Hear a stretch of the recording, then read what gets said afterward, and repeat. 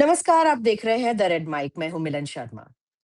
US trade deal को लेकर कई ऐसे मुद्दे हैं जो अभी भी पर्दे के पीछे दिखाई दे रहे हैं। लेकिन एक मुद्दा ऐसा है जिसको लेकर किसान वर्ग में, साइंटिस्ट में, एक्सपर्ट्स में चिंता बनी हुई है। ये मुद्दा है जीएम क्रॉप्स, यानी कि जेनेटिकली मॉडिफाइड क्रॉप्स को लेकर। अब बताया जा रहा है कि पहले जहां भारत सरकार और भारत के किसान जीएम क्रॉप्स के खिलाफ थे, कई दशकों तक ये विवाद चला। लेकिन अब लग रहा है डीडीजीएस के गुप्त जरिए से ये जीएम फीड भारत आने वाली है। बीटी कॉटन यानी कि कपास में पहले ही इस टेक्नोलॉजी का यूज किया गया है, लेकिन क्या अब खाद्य पदार्थों में भी इसकी एंट्री शुरू हो जाएगी? क्योंकि डील में ये चीजें भी लिखी गई है कि और एडिशनल प्रोडक्ट्स को ऐड किया जा सकता है, और सरकार का इन मुद्दों पर स्पष्टीकरण सामने नहीं आता हुआ दिख रहा है। जो भी हमें इंफॉर्मेशन मिलती है वो या तो अमेरिकी सरकार की तरफ से आ रही होती है। हमारे साथ इस मुद्दे पर और अहम मुद्दे पर बातचीत करने के लिए हमारे साथ हैं कविता कुरुगंटी जी, जो फार्म राइट्स एक्टिविस्ट हैं और आशा किरण स्वराज से हैं। मैम, बहुत बहुत धन्यवाद हमें ज्वाइन करने के लिए। मैम, जैसे कि हम बात कर रहे थे पहले भी, जीएम क्रॉप्स को लेकर इतना विवाद चला, पूरे देश में इसकी मनाही थी, इस पर रोक लगी। अब क्या बदल गया है? अब क्या बदल गया है, क्यों जो उस समय के कारण थे इंडिया में जीएम अलाउ नहीं करने का, और अभी तो यूएस ट्रेड डील में जीएम आ ही जा रहा है, ये सरकार को बताना चाहिए। इस देश की जनता के सामने सरकार को अपना साइंटिफिक एंड पॉलिटिकल रीजनिंग दोनों देना चाहिए। मगर आप दुनिया भर में देखेंगे।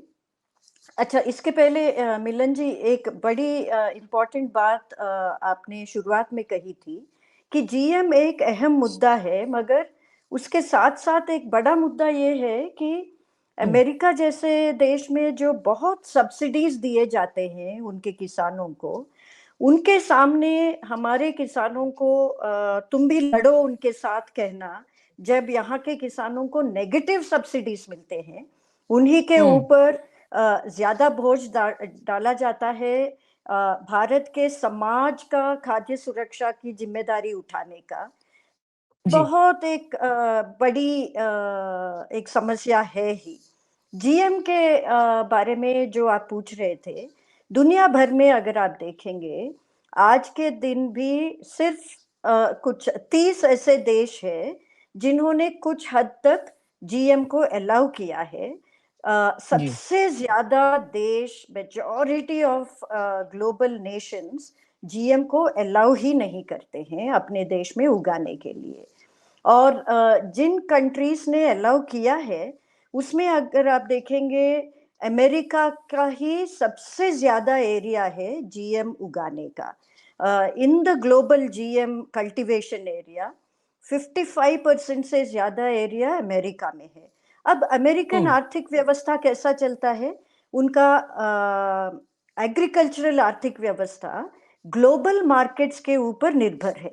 अपने देश हम्म। में बेच पैसा नहीं कमा सकते हैं, उनको ग्लोबल मार्केट्स की जरूरत पड़ती है। जब हम्म। पूरे विश्व में जीएम को नकारा गया है और सब कंज्यूमर्स और बाकी देश कहने लगे हैं कि हमको नहीं चाहिए, तब अमेरिका हम्म। के ऊपर इतना ज्यादा दबाव है कि कहीं से भी ढूंढो एक एक्सपोर्ट करने के लिए एक ग्लोबल मार्केट। और इंडिया वो एक बकरा मिल गया है अब। इतने सालों से 2002 में हमारा रेगुलेटरी बॉडी, उस समय पे एक एनडीए का सरकार था, जब एक कंसाइनमेंट आ रहा था फूड एड के रूप में, वो भी मुफ्त ग्रेन्स, ओके, फूड हम्म। एड का एक कंसाइनमेंट यूएस से जब आ रहा था, उसको समुंदर में पीछे भेजा गया था कि हमको जीएम हम्म। नहीं, देश में हम जीएम अलाउ नहीं करेंगे। मगर हम्म। जब विश्व भर में इतना रिजेक्शन है इंडिया में जीएम किसी भी माध्यम से, वो डीडीजीएस का माध्यम, बैकडोर एंट्री जैसे आप कह रहे हैं, वो हो सकता है, मगर फ्रंट डोर एंट्री भी है इस ट्रेड डील में। अगर आप एप्पल्स की बात करेंगे, अमेरिका में हम्म। एप्पल्स जेनेटिकली मॉडिफाइड है। अब इस डील के तहत ये कहा जा रहा है कि हम एप्पल्स को बहुत कम ड्यूटी में इंपोर्ट करने देंगे। और ऐसे ही हम्म। सोयाबीन ऑयल, अमेरिका में जो सोयाबीन ऑयल है वो जीएम है। तो हम्म। अमेरिका का प्लान क्या है हमें समझने की जरूरत है। और इस देश के जनता की हित में ही सरकार को अपना कदम उठाना चाहिए था, मगर आज के दिन अफसोस की बात यह है कि उन्होंने ऐसा नहीं किया। और किस हम्म। दबाव में आकर सरकार ने इस ट्रेड डील के ऊपर हाँ बोल दिया, ये जानने की हक इस देश की जनता के पास है। जी, बिल्कुल, ऐसे हम अपने दर्शकों को ग्राफ़िक्स में भी दिखाने की कोशिश कर रहे हैं। 2 दशकों का जो महाविवाद था, वो किन-किन चीज़ों पे था। एक डर ये भी था कि स्वास्थ्य को लेके, पर्यावरण को लेके और देसी बीजों की शुद्धता को लेके खतरा हो सकता है अगर जीएम क्रॉप्स को यहाँ पर लाया गया तो। तो क्या ये खतरा अब भारत सरकार को दिखाई नहीं दे रहा? आज का जो सच है बिना आधिकारिक मंजूरी के भी कई राज्यों में अवैध जीएम की खेती के दावे किए जा रहे हैं। ये बात सच नहीं है कि राज्यों में अवैध जीएम खेती की हो रही है। हुँ। एक फसल में हो रही है, वो है कपास। हुँ। उसमें बिना परमिशन का हर्बिसाइड टॉलरेंट कपास उगाया जा रहा है, ये सच बात है। हुँ। मगर हुँ। बाकी फसलों के बारे में जब जब इंडिया में ऐसा न्यूज़ हमें कहीं से भी मिला, हम हुँ। लोगों ने उसका सैंपल्स निकाल के हमने सरकार के रेगुलेटर्स को चेताया था। कई बार वो नेगेटिव निकल के आया। 2 बार हुँ। जब पॉजिटिव रिजल्ट्स आए थे कि हाँ, हरियाणा में एक जगह में अवैध रूप से बीटी बैंगन उगाया जा रहा है और गुजरात में एक जगह में जीएम सोया पाया गया था। ये हुँ। पिछले दशक की बात है। जी। तब हमने वो पॉजिटिव रिजल्ट्स लैब टेस्टिंग के आधार पे सरकार को दिया और उन खेतों को जलाया गया था। उस प्रोड्यूस को ध्वंस किया गया था।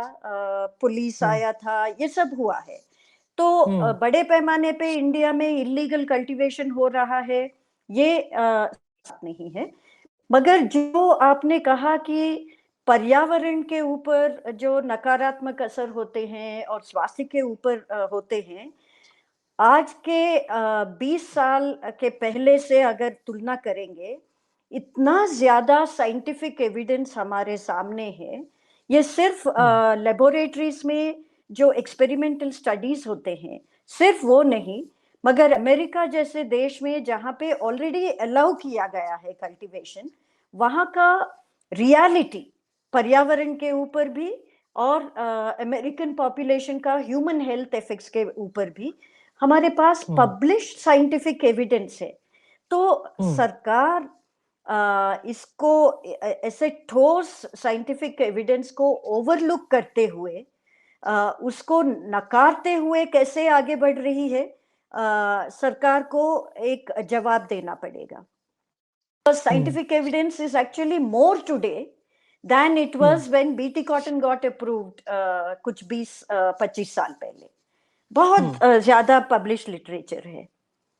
और हुँ। मैं आपको कभी टाइम मिले तो गिना सकती हूँ लिवर के ऊपर क्या असर होता है, पैंक्रियास के ऊपर क्या हो सकता है, स्प्लीन के ऊपर क्या हो सकता है, किडनीज के हुँ। ऊपर क्या होगा जीएम फूड से। हर हुँ। एक ऐसे वाइटल ऑर्गन्स के ऊपर क्या असर है, पब्लिश्ड हुँ। पेपर्स है, साइंटिफिक पेपर्स है। हुँ। तो हम जब 20 सालों पहले या 2 दशक पहले की बात करें, जब तमाम तरीके से हमारे देश के कृषि मंत्री हों या फिर उस वक़्त के प्रधानमंत्री हों, वो बिल्कुल भी जीएम को भारत में लाना नहीं देना चाहते थे। इनफैक्ट इतना डिबेट चला उस वक़्त भी और आज तक भी जहाँ पर नीति आयोग की एक रिपोर्ट सामने आई है, कुल 1 साल भी नहीं हुआ है इस रिपोर्ट को और उसमें लिखा गया है कि अब भारत में जीएम की एंट्री होनी चाहिए, वो उसके पक्ष में बात कर रहे हैं। तो उस वक़्त की सरकार की क्या मंशा थी मैम? और इस वक्त सरकारों की मंशा अब क्यों बदल गई है? क्या ये सिर्फ अमेरिका की तरफ से किसी तरीके का दबाव दिखाई दे रहा है या इसके पीछे कोई वैज्ञानिक लॉजिक भी दिखाई दे रहा है? इसके पीछे कोई वैज्ञानिक लॉजिक बिल्कुल ही नहीं है। और जैसे आपने कहा, पिछले यूपीए सरकार में जब बीटी बैंगन के ऊपर रोक लगाया गया था, इसमें दो बातें, अहम बातें जो नीतिगत अप्रोचेस है, हम्म। उसको याद दिलाने की मैं कोशिश करूंगी। पहली बात यह हम्म। है कि साइंस में जब कोई सबूत ठोस ढंग से किसी साइंटिफिक इश्यू पे नहीं बन पाता है, तो एक हम्म। प्रिकॉशनरी प्रिंसिपल बोल के एक अप्रोच होता है, जिसमें यह कहा जाता है कि आप शायद गलत निर्णय ले रहे होंगे, गलती कीजिए, मगर गलती इस तरफ कीजिए कि आपका जो निर्णय है वो जाके भविष्य में किसी को नुकसान ना पहुंचाए। बेटर जी। Safe than be sorry. Hmm. Precautionary approach को अगर सरल अंग्रेजी में मैं कह सकती हूँ, better safe than be sorry. गलत हाँ। निर्णय लेके बाद में पछताए नहीं आप। उसको प्रिकॉशनरी प्रिंसिपल कहते हैं। ऐसा कोई हमारे ऊपर कोई आसमान टूट के नहीं गिरने वाला है अगर आप जीएम को अलाउ नहीं करेंगे। तो हम्म। वो प्रिकॉशनरी प्रिंसिपल यूज था जब उस समय के पर्यावरण मंत्री जयराम रमेश जी ने बीटी बैंगन के ऊपर रोक लगाया था। दूसरा जी। उन्होंने जो कहा है, जो एक अहम बात है, वो ये था कि I am being responsive to society and responsible to science. मैं हम्म। विज्ञान की तरफ जवाबदार होते हुए ये निर्णय ले रहा हूं। उसका मतलब है हम्म। विज्ञान जो कह रहा है उसको मैं पढ़ पा रहा हूँ, मैं समझ पा रहा हूँ। और विज्ञान हम्म। में ये बात हम ये देखने की जरूरत है, मिलन जी, कि जीएम टेक्नोलॉजी एक लिविंग टेक्नोलॉजी है, इसमें प्राण होता है। ये कोई मोबाइल फोन या लैपटॉप या इसके पहले जो हानिकारक पेस्टिसाइड्स का टेक्नोलॉजी है, ऐसा नहीं है। इसमें हम्म। एक जीवित टेक्नोलॉजी है। अगर आप छेड़छाड़ करके जहां पे संभावनाओं का खेल बन जाता है, जब आप वो डीएनए में बदलाव लाते हैं और एक बीज बनाते हैं, उस बीज को आप जमीन पे छोड़ देंगे, वो अपने आप से बड़ा होगा, अंकुरण होगा, और जब फूल बनेगा, जो पॉलन है वो हर जगह स्प्रेड होने लगेगा, हवा से, मधुमक्खी के माध्यम हम्म। से। और उसके बाद अगर आपको पता चलता है कि इसमें ये गड़बड़ है, ऐसे स्टडीज है जो कैंसरस इम्पैक्ट्स भी दिखा रहे हैं जीएम फूड से, बाद में पता जी। चलता है आप इसको वापस नहीं ले पाएंगे। ये एक हम्म। अनकंट्रोलेबल, इरिवर्सिबल लिविंग टेक्नोलॉजी है।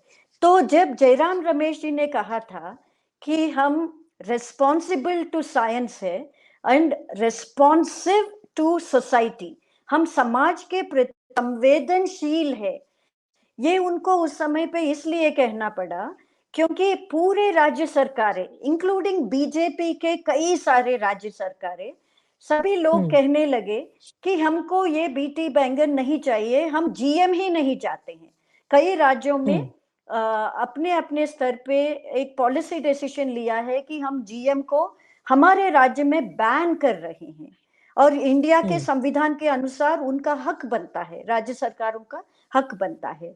तो साइंटिस्ट ने ना बोला, फार्मर यूनियंस ने ना बोला, उपभोक्ताओं ने ना बोला, राज्य सरकारों ने ना बोला। तो उन्होंने कहा हम समाज की बात सुन रहे हैं और सुनते हुए हम बीटी बैंगन को के ऊपर रोक लगा रहे हैं। मगर आज का हम्म। सरकार ऐसा है, ना विज्ञान की तरफ जवाबदारी है इनका। देखा होगा आईसीआर ने एक गैग ऑर्डर निकाला है अपने साइंटिस्ट के ऊपर, क्योंकि हमने हम्म। एक नए किस्म के जीएम के ऊपर आईसीआर में क्या खेल चल रहा है वो जब हमने पब्लिक के सामने लाया। वो कह रहे हैं हम्म। कोई किसी से बात नहीं कर सकते हैं। तो न विज्ञान की तरफ इस सरकार की जवाबदारी बन रही है, न समाज का मतलब हम ही लोग, उपभोक्ता, किसान, उनके हित के प्रति हम संवेदनशील है, ये भी नहीं कहा हम्म। जा रहा है। तो हम्म। सरकार का जो इनसेंसिटिविटी है पब्लिक इंटरेस्ट को लेके, और जो अमेरिकन दबाव में आके ये निर्णय लिए जा रहा है, हमें हम्म। जरूर ये पूछना चाहिए कि अमेरिका के हाथ में क्या अस्त्र है, क्या लीवर है उनके हाथ में, कि हमारे सरकार को ऐसे कठपुतली जैसा वो एक they are able to make our government dance to their tunes. Hmm. अब शस्त्र है या ब्रह्मास्त्र है, ये तो हम खुलकर नहीं कह सकते क्योंकि इसके पीछे बहुत सारे पहलू हैं। लेकिन अब मैम क्या दिखाई दे रहा है भारत की दिशा में, जहां पर गुप्त रास्ते से, जैसे आपने बताया कि डीडीजीएस की एंट्री से ही नहीं, लेकिन सेब यानी कि एप्पल्स जो भारत में सबसे ज्यादा हिमाचल और ठंडी जगहों जम्मू एंड कश्मीर से एक्सपोर्ट किए जाते हैं। एक आर्गुमेंट ये भी मैंने सुना कि अगर आप बाहर से विदेशी जीएम आने दे रहे हैं तो यहाँ पर विदेशी जीएम लाने में पहले उनको ये काम करना चाहिए था, क्योंकि अब किसानों को एक तो लेवल प्लेइंग फील्ड नहीं मिलेगी, ऊपर से जो भारतीय किसान है उसकी जो जमीन है वो छोटी होती है, कम उपज वाली जो प्रोडक्शन लेड वो है, वो होता है उनका। और यूएस में सारी जो प्रोडक्शन टेक्निकें हैं, जमीन का साइज भी बड़ा है और सब कुछ मैकेनाइज्ड है। तो यहाँ पर जो आप पहले भी बता रही थी कि किसान हाथ से जो चुनते हैं, किसी कई तरीके के जो पदार्थ हैं हाथ से चुने जाते हैं फिर निकाले जाते हैं, उनकी जो आमदनी है, लाइवलीहुड है, उन पे कितना असर पड़ेगा? हमारे किसानों के ऊपर जबरदस्त एक नेगेटिव असर पड़ने वाला है। जो लोग कहते हैं कि अमेरिकन कृषि को देखिए, वहाँ पे बहुत अच्छा सा उत्पादकता है, वो लोग जीएम इस्तेमाल कर रहे हैं। हम उनसे पूछना चाहते हैं, अगर इतना जबरदस्त खेती है उनका, उनके सरकार को इतना सब्सिडी देके उनके कृषि को प्रॉप अप करने की जरूरत ही क्या है? अगर हम्म। इतना ही ज़्यादा उत्पादकता है, और एक्चुअली जैसे आप कह रहे थे, उनका जोत भी बहुत बड़ा है, हर किसान के पास मिनिमम हमारे किसानों की तुलना में कई गुना ज़्यादा ज़मीन होता है। फिर भी इतने बिलियंस ऑफ डॉलर्स देके उनको सब्सिडाइज़ करने की अमेरिकन सरकार को ज़रूरत क्यों पड़ रही है? वहाँ की हम्म। कृषि का जो मॉडल है, उसमें बहुत बड़ी गड़बड़ी है, ये हमको समझने की ज़रूरत है। और आते हैं हम्म। इंडिया के किसानों के बारे में बात करने के लिए। जैसे मैं कह रही थी, इंडिया के किसान तो नेगेटिव सब्सिडीज़ के ऊपर जीते हैं। सरकार के हम्म। ही आंकड़े 2-3 इम्पोर्टेंट बातें दिखा रहे हैं। एक आंकड़ा ये है जो पीएलएफएस बोलते हैं, पीरियोडिक लेबर फोर्स सर्विस, जो दिखाते हैं इंडिया में बाकी से लोग पलायन करके वापस कृषि के क्षेत्र में आ रहे हैं, लाखों हम्म। की संख्या में पिछले 3-4 साल में। इसका मतलब है हमारे मैन्युफैक्चरिंग और सर्विस सेक्टर में लोगों को रोजगार देने का कोई ताकत नहीं है। और कृषि हम्म। में अगर ऐसे तकनीक लाएंगे जीएम के माध्यम से, जहां यहाँ पे जितना रोजगार का पोटेंशियल है वो भी हम खत्म करेंगे, हर्बिसाइड टॉलरेंट टेक्नोलॉजीज ये सब ला ला के, तो हम्म। लोग कहाँ जाए, उनकी आजीविका कहाँ से बनेगी? ये प्रश्न हमको देखना चाहिए। दूसरी बात है, जो यहाँ के किसान बोल रहे हैं कि हमको न्यूनतम एमएसपी का कानूनन गारंटी दीजिए, वो जी। यहाँ का सरकार देने के लिए रेडी नहीं है अपने किसानों के लिए। और ये हम्म। कहा जा रहा है कि अगर हम इंपोर्ट ही कर रहे हैं तो यहीं पे जीएम को अप्रूव करेंगे। ये तर्क बहुत हास्यास्पद है, क्योंकि अगर कहीं गलत कर रहे हैं क्योंकि गलत कर रहे हैं, हम और भी गलती करेंगे, ये कहना तो बिल्कुल ही आयरॉनिकल तर्क हो गया है। तो हम्म। यहाँ के किसानों को ना सब्सिडी मिल रहा है, ना प्राइस सपोर्ट मिल रहा है, छोटे जोत है, और खेत मजदूर जो है, उनको खेती से ही काम मिल रहा है, और भविष्य में ही शायद वही से मिलेगा। ये हमारा ट्रेजेक्टरी रहा है, इस देश का विकास का ट्रेजेक्टरी ही वो बता रहा है। उस समय हम्म। पे अगर इस देश के सरकार को हमारे देश के भविष्य के निर्माण में किसान और खेत मजदूर का क्या अहम हिस्सा हो सकता है, अगर उसकी कल्पना ही नहीं है, तो बहुत हम्म। गड़बड़ की बात है। हम कैसे ऐसे सरकार को चुन के लाए हैं, ये जनता को सोचना चाहिए, because it's a government without any imagination for rural India. आप देखिए हर बार ग्रामीण प्रांतों के हमारे किसानों का और खेत मजदूर का जो श्रेय होता है, उसको हम्म। सैक्रिफाइस करके इस देश के बहुत बड़े व्यापारियों के लिए, व्यापारी का मतलब इंडस्ट्रियलिस्ट के लिए, सरकार नीतियां बनाना चाहता है। ये हम्म। कैसा विजन है डेवलपमेंट का, हमें तो समझ में नहीं आ रहा है। तो अब पीयूष गोयल सर की तरफ से ये भी कहा जा रहा है कि किसानों को सस्ते एनिमल फीड चाहिए, क्योंकि उसमें तर्क बताया जा रहा है कि प्रोटीन कंटेंट ज्यादा होता है, ड्राइड जब वो किया जाता है, पूरा ड्राई किया जाता है। तो ऐसा सरकार की तरफ से क्यों कहा जा रहा है? और सबसे बड़ा सवाल ये भी है कि डीडीजीएस का अगर हम एंट्री करते भी हैं एनिमल फीड के लिए, अगर पूरा यूएस का मक्का ही जीएम है, तो डीडीजीएस कैसे नॉन जीएम होगा? मिलन जी, ये समझने वाली बात है कि इस देश में किसान अलग और जो पशुपालन कर रहे हैं वो लोग अलग, ऐसा नहीं है। सबसे ज्यादा लोग जो है पशुपालन में भी, वो बड़े डेयरी वाले लोग नहीं है, वो हुँ। वही वाला छोटा किसान है जिनका नाम पशुपालक बना के आप इसको हुँ। सपोर्ट करना चाहते हैं। तो अ, ये कॉन्ट्रडिक्टरी इमेज प्रेजेंट करना ही तथ्य से दूर की बात है। The hmm. Factual reality of India is, सबसे ज्यादा उपभोक्ता जो है, जिनके ऊपर ये टॉक्सिक फूड से असर पड़ने वाला है, वो भी किसान ही है। सबसे हुँ। ज्यादा वर्कर्स इस देश में जो है वो किसान ही है, और सबसे जी। ज्यादा लाइव स्टॉक रियरर्स जो है वो कोई और नहीं है, यही किसान है। तो हुँ। अगर आप इन किसानों के लिए विन विन सिचुएशंस क्रिएट नहीं करेंगे, और ऐसा हुँ। कुछ बड़ा अजीब इलॉजिकल आर्ग्यूमेंट्स देने लगेंगे कि हमारे पोल्ट्री वालों के लिए, हमारे पशुपालक के लिए हमने चीप लाया है कुछ, सस्ता हुँ। वाला कुछ लाया है, और इनके पेट के ऊपर हम एक लात मारेंगे मगर इनको बचाएंगे। वैसी हुँ। रियलिटी तो है ही नहीं इंडिया में। ये सब हुँ। एक ही समुदाय है।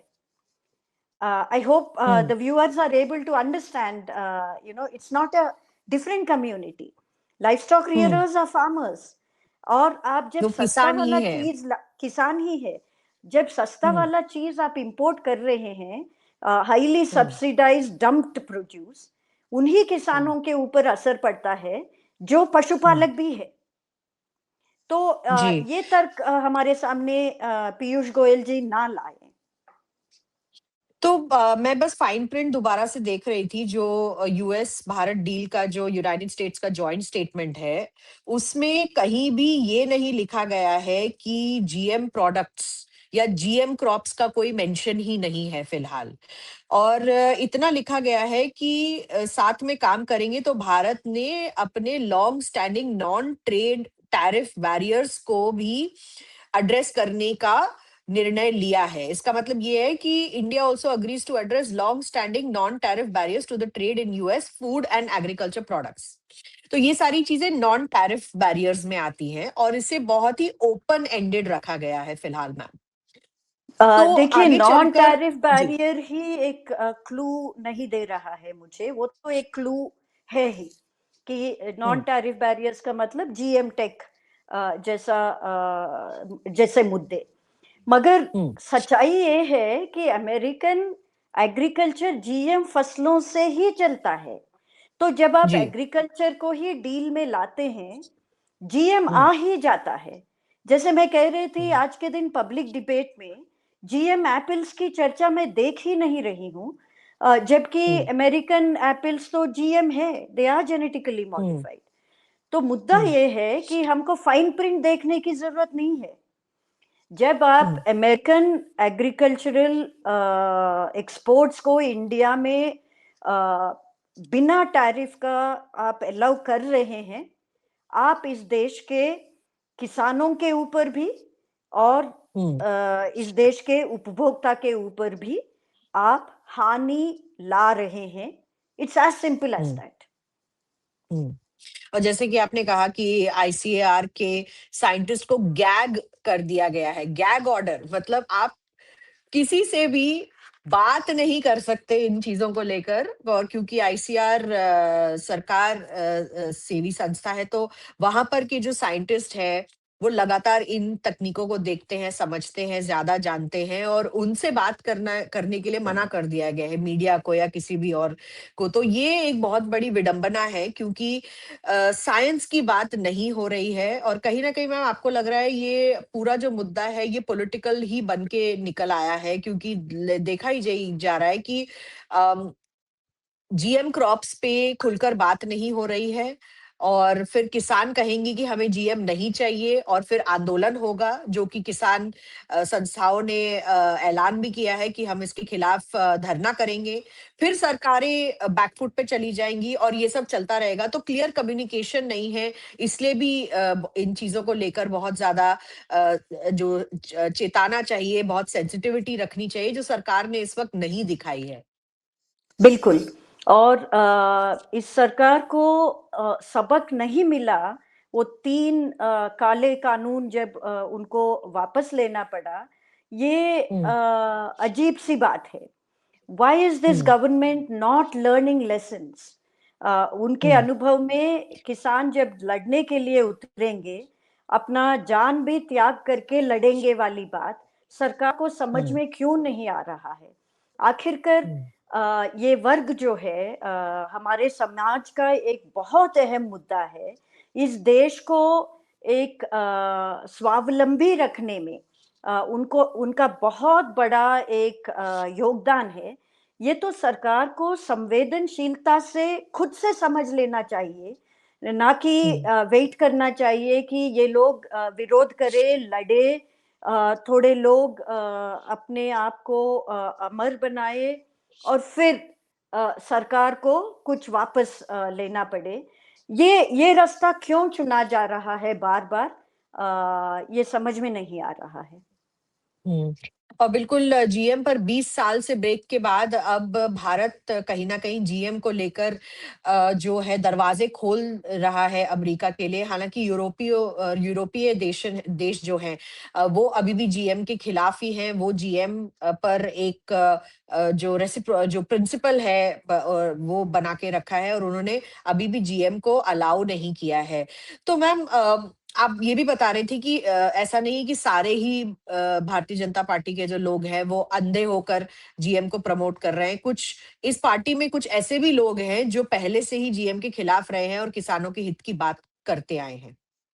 बिल्कुल, ये सिर्फ़ बीजेपी की बात नहीं है। अगर आप जो पीछे से सरकार को चलाता है, जो संघ परिवार है, वहाँ पे भी अगर हुँ। आप देखेंगे, स्वदेशी जागरण मंच वाले कितना उन्होंने खुद लड़ा है। और हुँ। भारतीय किसान संघ के लोग रामलीला मैदान पे धरना देने उतरे थे जीएम सरसों के खिलाफ। और हुँ। बीजेपी के कई सारे राज्य सरकारों ने लिखित में केंद्र सरकार को कई बार, जब केंद्र में बीजेपी सरकार रही और राज्य में भी बीजेपी सरकार रही, उस समय पे भी खत गए थे राज्यों से केंद्र सरकार तक कि हमें जीएम नहीं चाहिए। और जो आप अभी बोल रहे थे कि यूरोप में अभी भी अलाउड नहीं है, सिर्फ यूरोप नहीं, अगर आप एशिया के ही बाकी हमारे जैसे देशों को देखेंगे, मलेशिया में, थाईलैंड में, आप यहाँ मिडिल ईस्ट में जाइए, गल्फ में, अफ्रीका में कितना रेसिस्टेंस है, वहां पे भी अलाउड नहीं है जीएम। तो सबसे ज्यादा देश अलाउ नहीं करते हैं। मैं आपको ये भी बताऊं, इस दुनिया में 13 ऐसे देश हैं जिन्होंने जीएम को पहले थोड़े समय के लिए थोड़ा बहुत अलाउ किया था, और फिर उनको लगा नहीं ये सही कदम नहीं उठाया हमने, और वापस भी आए थे। मैं आपके अच्छा। कैप्शंस में पढ़ रही हूँ कि आपने चाइना का हम्म। नाम उठाया कि चाइना प्रमोट हम्म। करता है। नहीं, ये सच हम्म। बात नहीं है। चाइना हम्म। में जीएम कॉटन जो अलाउ किया गया था, जैसे इंडिया में भी जीएम हम्म। कॉटन है, उसका जी। एरिया कम करने की कोशिश चाइनीज सरकार कर रही है। और वहां पे अभी। Actually hmm. अभी जीएम कॉटन हम्म। एरिया कम हो रहा है। तो hmm. China is not pushing for GM crops. China ने hmm. Actually non GM soya imports के लिए अमेरिका हम्म। को ठुकरा के बाकी देशों से उन्होंने डील किया था, क्योंकि वहां पे हम्म। भी वो नॉन जीएम को अलाउ करना चाहते हैं। तो ये हम्म। चाइनीज पोजीशन को भी जो गलती से बताया जा रहा है कि चाइना हम्म। प्रमोट करता है, this is hmm. Not a true picture. ये मेरी बातें नहीं है। तो। एक हम्म। बायोटेक इंडस्ट्री का रिपोर्ट आता है हर साल। हम्म। उसका नाम लेना नहीं चाहती हूँ मैं। एक इंडस्ट्री बॉडी है, हम्म। एक लॉबी ग्रुप है। वहां के ठीक है। रिपोर्ट्स में आपको दिखेंगे कि चाइना का एरिया घट रहा है। So hmm. China is not promoting GM crops. तो तो इस फिर संदर्भ साफ में साफ यही दिखाई दे रहा है कि यूएस अपने तरीके से जो अपने जीएम क्रॉप्स है वो जो भी देश तैयार हो जाए उन पर डंप करने की कोशिश कर रहे करेक्ट। हैं। अगर चीन भी अपनी तरफ से पहले जीएम कॉटन कर रहा था और अब उन्होंने वापस लिया है, तो ये टेक्नोलॉजी जो है अगर बाकी देश रिजेक्ट कर रहे हैं तो भारत इस टेक्नोलॉजी को एक्सेप्ट करने वाली है ऐसा लग रहा है। क्योंकि जैसा मैंने बताया फाइन प्रिंट में इन्होंने जीएम का नाम नहीं लिखा है, लेकिन वो नॉन ट्रेड टैरिफ बैरियर्स के अंडर आ सकता है। नॉन टैरिफ बैरियर्स के अंदर आप कुछ भी इंक्लूड कर सकते हैं, और इसी का खतरा इस वक्त दिखाई दे रहा है। किसानों की जो जीवनी है, किसानों का जो लाइवलीहुड्स है, उनकी आमदनी है भारत में, वो पूरी तरीके से अफेक्ट हो सकती है। और शायद इसीलिए हम ये चर्चा और भी लेवल्स पर जारी रखेंगे। Ma'am, thank you so much. आपने हमसे बहुत विस्तार में इसके पीछे का लॉजिक बताया है, और ये जानना बहुत जरूरी है, और जीएम क्रॉप्स पर बात करना भी बहुत जरूरी है, क्योंकि ये सिर्फ स्वास्थ्य और पर्यावरण से जुड़ा हुआ मुद्दा नहीं है, ये किसानों की आमदनी से जुड़ा हुआ मुद्दा है। हमारे किसान जो इतने सालों से प्रोटेक्टेड रहे हैं क्योंकि जीएम क्रॉप्स नहीं आए, कहीं ना कहीं उन पर अब जो गाज गिरने वाली है, इसके ऊपर सरकार क्या करेगी, हमारी नजर इस पर लगातार रहेगी। बहुत बहुत शुक्रिया द रेड माइक के साथ जुड़ने के लिए। Thank you.